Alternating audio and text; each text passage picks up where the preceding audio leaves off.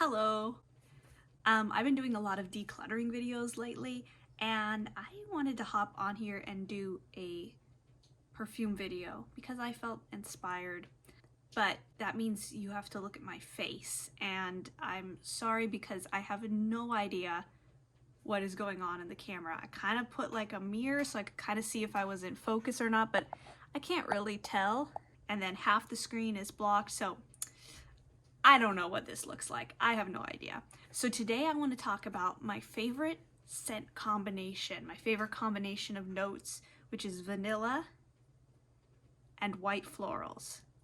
And when I say they're my favorite combination of notes, I really mean like they're my two favorite notes and I really want them to work well together, and sometimes they do and sometimes they don't. I do find that sometimes these notes in conjunction smell like banana sometimes, and I hate banana.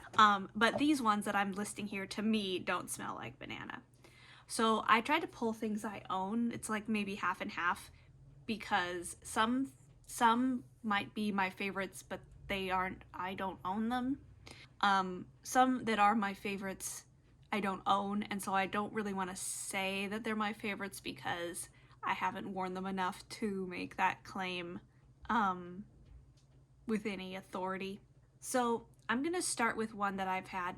I'm gonna start with one that I have had since it came out in 2012. So it's one of my oldest perfumes. I think by one. I have one that's older. This is Roberto Cavalli, the EDP by Roberto Cavalli. And it is a combination of orange blossom. I think there's pink pepper in the top notes, but orange blossom and then vanilla in the dry down. And it's really a sort of ambery vanilla with orange blossom. They merge really well together. And this is also pretty affordable. To me, it smells almost magical. But it may be because it's somewhat sentimental to me, but it smells like an ambery, magical vanilla mixed with a rich, not too cloying orange blossom. And it actually is quite reminiscent to me of those old magazine strips, the magazines that you open up and smell the inside of. So to me, it smells like the 90s, even though this came out in 2012. I also have a little roller ball of it. This is the one that I originally got, and even though this one is 12 years old, it still smells really good, and possibly even better than the newer one. I got this one more recently. It does smell a bit richer, but also more magazine-y. I think the bottle's cool too. I don't know if this is in focus, but it's quite ornate. It has like this little bit of zebra stripe around it, and it's just really pretty.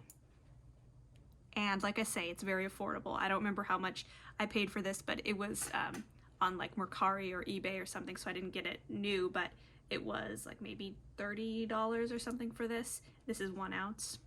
Anyway, the next one that is probably, it's in my top 5 to 10 favorite perfumes ever, and it is Dior Addict.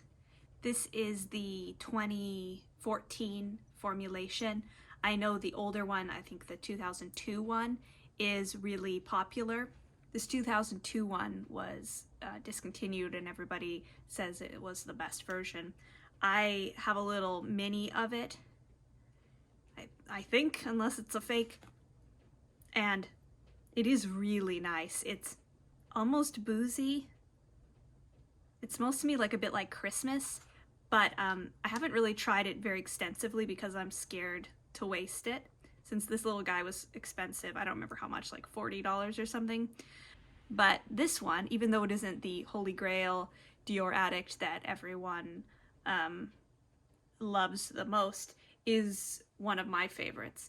And it's much lighter. It's less intense. It's definitely almost like sharper in a way than the boozier old formulation, and to me it smells like peppery on my skin. I've seen some people say it smells like rubber or plastic, and normally I would hate a kind of rubbery or plastic scent. So to me, it doesn't smell like that. It just smells a little bit peppery or green almost. And that that initial smell is interesting, but it's not really why it's my favorite.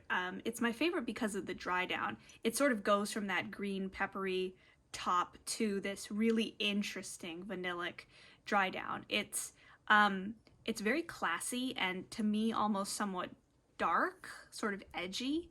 And it's not like boozy or heavy. It's not gourmand. It's more like a sort of powdery, somewhat green vanilla in the dry down. And it smells very nice like in the cold. So to me, this is a dark academia scent. I really like to wear this at work.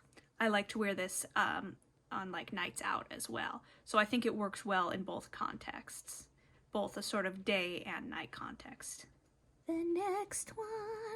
I put this one on the list. I made this list like a year ago, and so I don't actually remember what this smells like. So let's smell it. Okay. This is Meow by Katy Perry. It smells very edible, very sweet. I think it's like the tangerine plus the vanilla, which is one of the top notes. And it smells to me like very much like something I would have worn in the early 2000s, like something you would get from Limited 2, like a very sweet, almost fruity vanilla scent. I actually don't smell too much of the white florals, and the white florals here are gardenia, jasmine, and orange, African orange blossom, and lily of the valley, which I think is not actually considered a white floral. But this is actually quite youthful and quite pretty. I don't know that I would still consider it one of my favorites, but it is really nice, and I believe it's actually quite affordable also. Okay, the next one is probably my favorite, one of my favorite perfumes of all time, and it is Love Tuberose by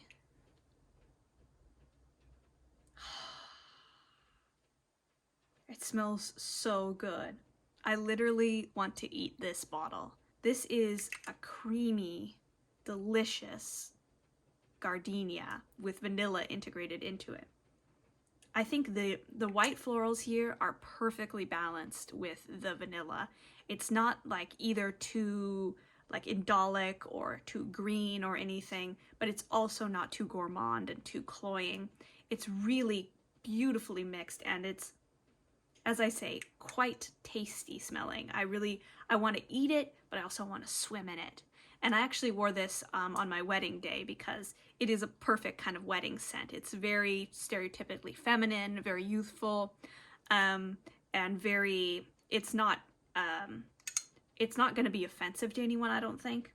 I think you could even wear this as a day scent, but I like to think of it as a very romantic night scent. It is absolutely gorgeous. Now, it is expensive. I got this one really heavily on sale. So I'm going to try to make this one last the rest of my life. And I've really only worn it on my wedding day and the rehearsal dinner the night before. So now I just have to greedily sniff at the remnants at the top so that 50 years from now on my deathbed, I can spray up the rest of it and enjoy it as I die. Oh, my other favorite of all time is also on this list. This is, excuse my French, Joyeuse Tuberose. Joyeuse Tubéreuse. Oh, she's lovely. This is stunning, and I haven't actually seen a lot of people talk about this. I've seen a lot of people talk about Love Tuberose, but this one, it's much more green. It has, it's also tuberose and vanilla, but the tuberose is much fresher, almost grassier, and the dry down is quite separate from the tuberose scent. So where I feel like Love Tuberose, it's all very well integrated. This one, it smells like a beautiful green, fresh tuberose, and then later it smells like a really gorgeous, creamy vanilla. It is fresh, but I think it could also work very well for nighttime because it's really quite classy. It smells like the stereotype of a very clean, expensive lady. I would say it's less edible, like less tasty smelling than Love Tuberose.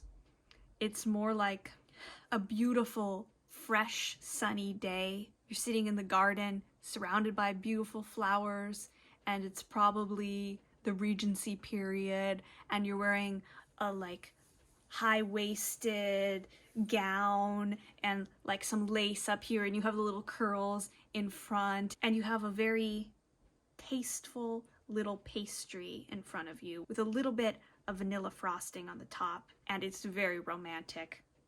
This is one I'll never have in a full bottle because it's Guerlain. Maybe I forgot to say that, but it is one of the pricey Guerlains. It's more of a dream scent. This little guy cost me $10, but it's worth it to have with me to smell it whenever I want to feel like that lady. Now we get on to, oh, I said those two are my favorite perfumes. This one's one of my favorite perfumes. And this was the first perfume I ever owned. This is Classique, Jean-Paul Gaultier. I didn't notice that the little corset in the back has little ties, has a pretty little tie. Now this is a cloud puff of orange blossom with a light, spicy dusting of vanilla. It is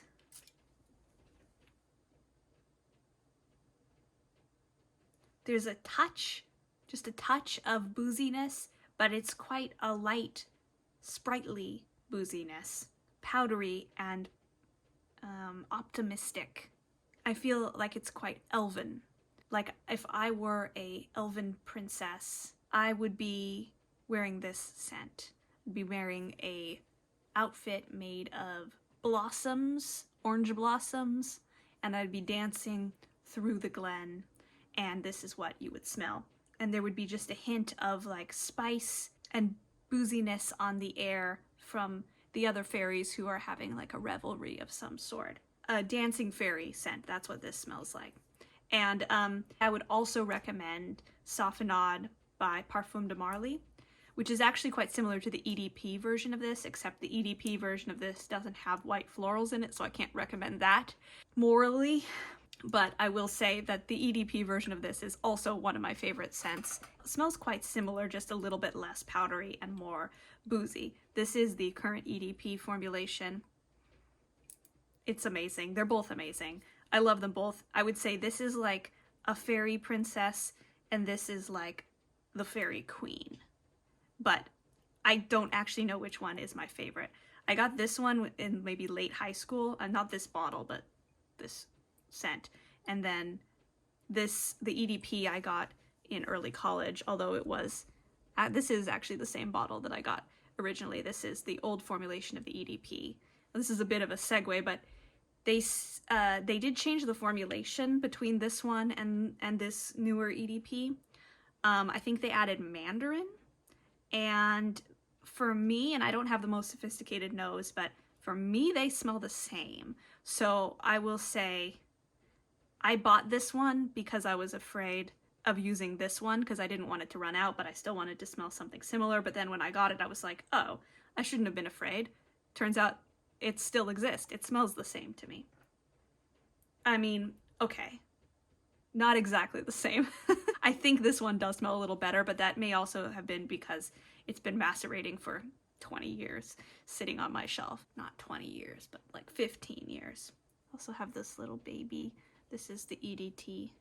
It's a little guy. Next, one of my favorites is 100 Silent Ways. It's just a sample. Why do you need to show them the sample? This is 100 Silent Ways by Nishane. Everybody talks about this scent, and for good reason, because it's amazing. It is a very powdery vanilla. I was contemplating seeing if I could find a full bottle of this on sale, but there's just something that's almost a little too licoricey for me, and I don't know if that's just me. But although I really like this scent, it's maybe not perfect for me. I also have the Juliana's perfume dupe of it called Shades of Silence. I hate to say this because I really like Giuliana's perfume, but to me this is not a perfect dupe.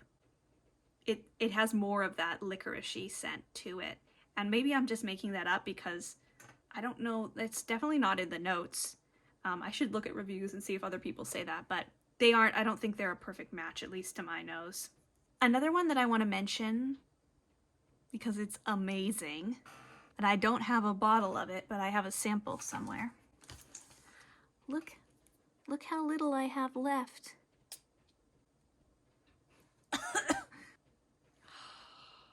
I don't even have words for this. Oh, I haven't said what it is. This is Isabella by Royal Crown. This is one of those perfumes that's like $6,000. I mean, not really. I think it's $600. It's a lot, but this is amazing. It's luxurious. It's dreamy. I should have sprayed this before I had to go somewhere because now I'm just gonna go to bed. Oh my god. The white floral is Tuberose and Orange Blossom. But the real star of this is that vanilla. It's like a vanilla blossoming into 1,000 flowers. It has a sandalwood too that's so soft, like a bed with a tiniest hint of cinnamon. Delicious. Edible. It's so sublime. It doesn't smell like anything else. I don't have any good descriptions for it because it's just otherworldly. This is not the fairy queen. This is the queen of heavens. It's the perfect balance of spice, sweet, florals, at least for me. At least for me. It's quite, in some ways, quite similar to Love Tuberose. Love Tuberose is sweeter, more like stereotypically girly, although this one's also very girly. But Royal Crown has a spiciness to it. A subtle spiciness that Love Tuberose doesn't have, that just makes it a little bit heady and makes it feel like you're having a religious experience when you're smelling it. It's like you're the priestess of this goddess it's 600 BCE, and you are in a sacred grove, and you are placing flowers on the altar, and in the background, incense is wafting on the air. There's also definitely rose in this, but it's not an offensive or heavy rose. That's all I have to say. It wasn't much.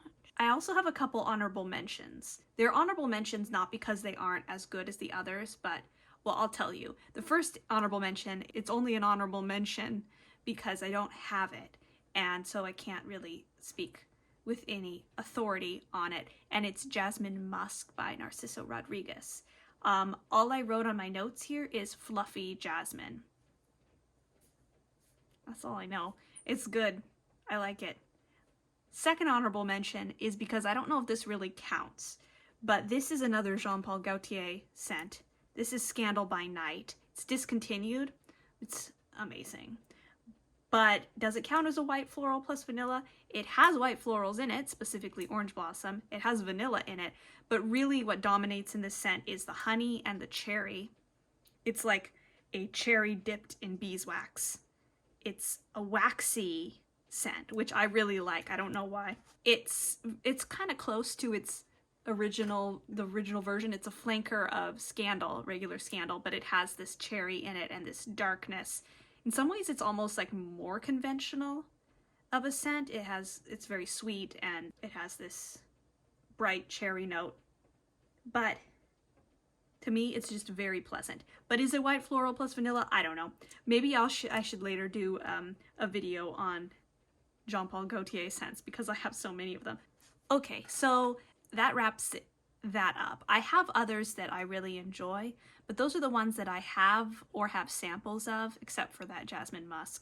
But I hope you enjoyed it, and thank you for watching. Okay, bye!